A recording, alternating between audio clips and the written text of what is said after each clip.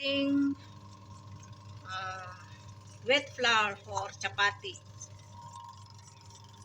Ito yung aking machine.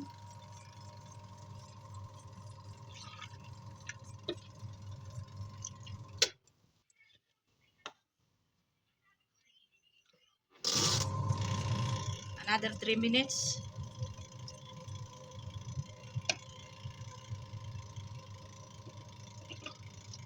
Almost 3 kilogram I put here in machine. And then water 4 cups. It depends upon this dough. Here?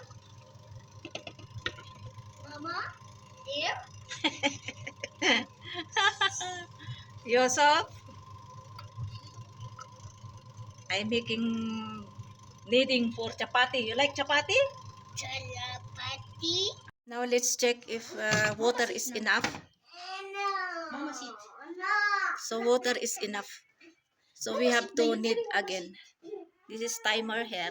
1 minute, 2 minutes, 3 minutes, 5 minutes. Now we have to cover again and Eat.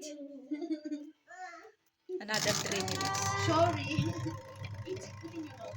Chocolate is in your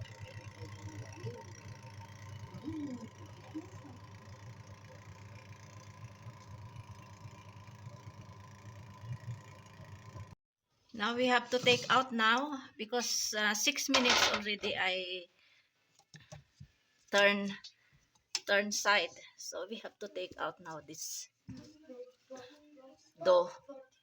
And then we have to keep here. And then after 30 minutes, I have to make now chapati.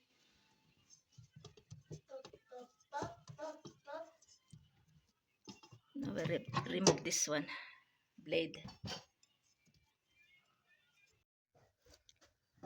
So ito na yung dough dito sa kneading machine, quick kneader machine. Ito maganda yung dough niya, oh. I-leave ko muna ito ng 30 minutes kasi it's still not time to cook chapati. I think time 10:30 or 11 a.m. So 12 o'clock I have to make chapati. Ayan, after that you have to wash this one inside, yung blade niya, ito, and then make it dry. Yan. Then cover.